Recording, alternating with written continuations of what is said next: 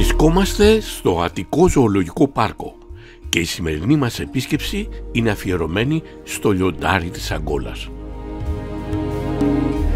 Εδώ φιλοξενούνται 4 λιοντάρια της Αγκόλας, 1 αρσενικό και 3 λαένες.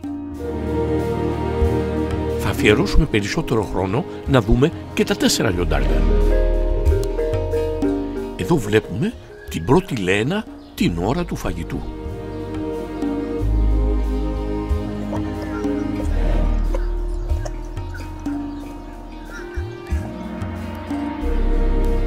Για την ακρίβεια βλέπουμε ότι είναι στο τέλος του φαγητού, αφού έχει κρατήσει για επιδόρπιο το κόκαλο.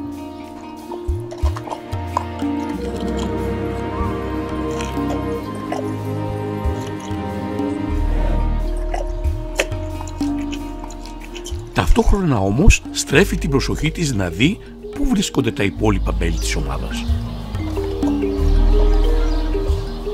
Εδώ μπροστά μας, δίπλα στο τζάμι, και η δεύτερη λαένα βρίσκεται στο τέλος του φαγητού.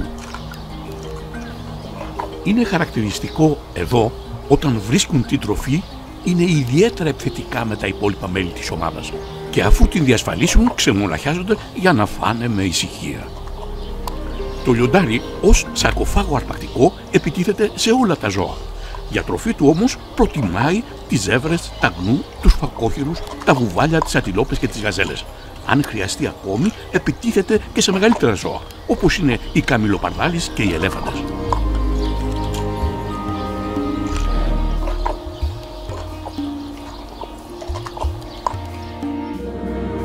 Η τρίτη λαένα φαίνεται ότι δεν χόρτασε και περιμένει κι άλλο φαγητό στην πόρτα.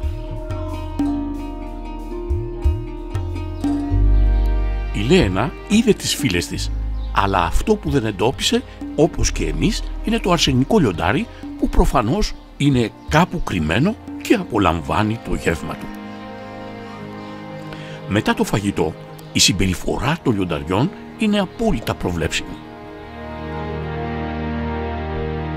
Βρίσκουν ένα βολικό μέρος για την παρατεταμένη σιέστα τους, η οποία εκτός απροόπτου καταλήγει πάντοτε σε ένα βαθύ ύπνο. Εξάλλου, είναι γνωστό ότι τα λιοντάρια προτιμούν να είναι εξαπλωμένα και να κοιμούνται 20 ώρες το 24ωρο. Αποφάσισα να τα αφήσω στην ησυχία τους και να επιστρέψω μετά από 3 ώρες. Όταν επέστρεψα στο δεύτερο χώρο παρατηρήσεις, είδα τα λιοντάρια να κοιμούνται όλα μαζί στο χορτάρι, απολαμβάνοντας τον ανοιξιάτικο ήλιο.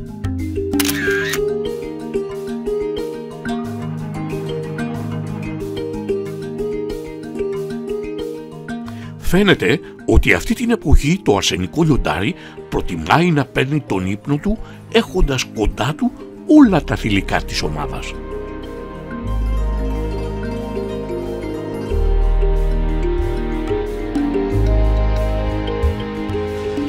Πρώτα ξύπνησαν οι λαένες που είναι πιο δραστηριές.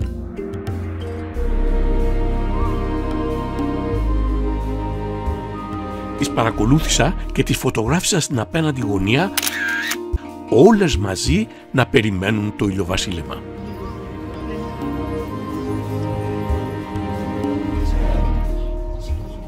Λίγα μέτρα πιο πέρα η έκπληξη. Βλέπω για πρώτη φορά νυφάλιο το αρσενικό λιοντάρι. Πραγματικά εντυπωσιακό. Έσπευσα αμέσως να το φωτογραφίσω.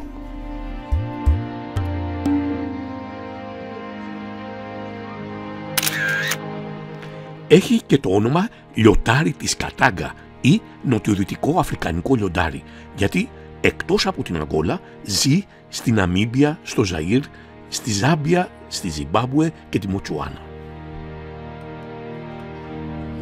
Τα λιοντάρια κυνηγούν τη νύχτα. Στείνουν ενέδρες συνήθως στις πηγές όπου πηγαίνουν τα ζώα για να ξεδιψάσουν.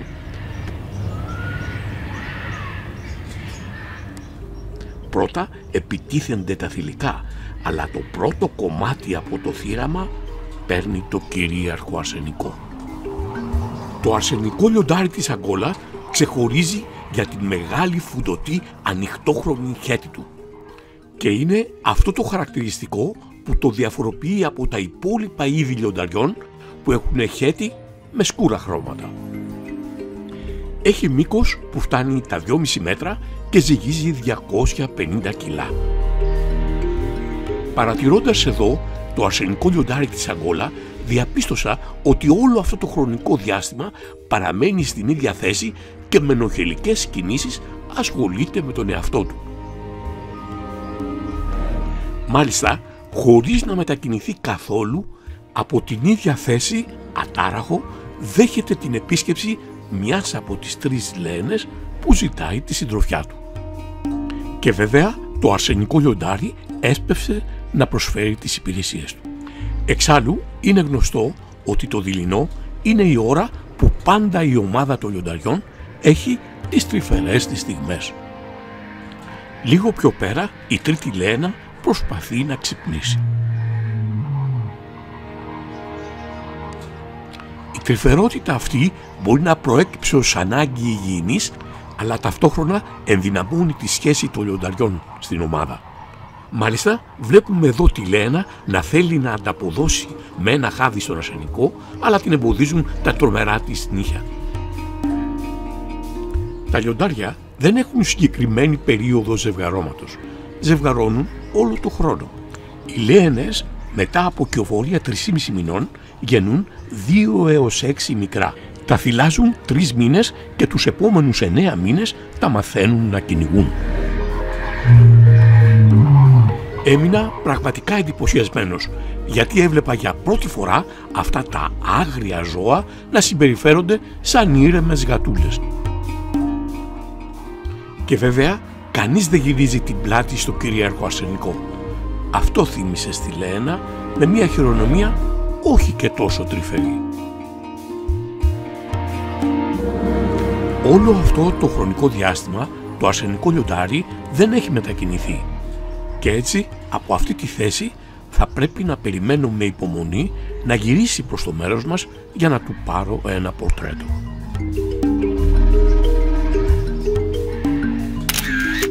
Τα αρσενικά λιοντάρια στη φύση σπάνια ζουν πάνω από 10 χρόνια, καθώς οι τραυματισμοί από τις συνεχόμενες μάχες με αντίπαλα αρσενικά για κυριαρχία μειώνουν δραστικά τη μακροζωία του.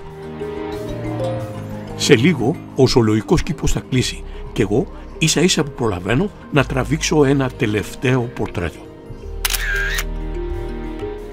Φεύγοντας ακριβώς δίπλα μου, ένας πιτσιρικάς ρωτάει τον πατέρα του: «Γιατί το λιοντάρι είναι ο βασιλιάς των ζώων?» Παρατηρώντας για τελευταία φορά το αρσενικό λιοντάρι, ήρθε η απάντηση. Το λιοντάρι είναι ο βασιλιάς των ζώων για τη μεγαλοπρέπεια, τη δύναμη και την περηφάνεια του.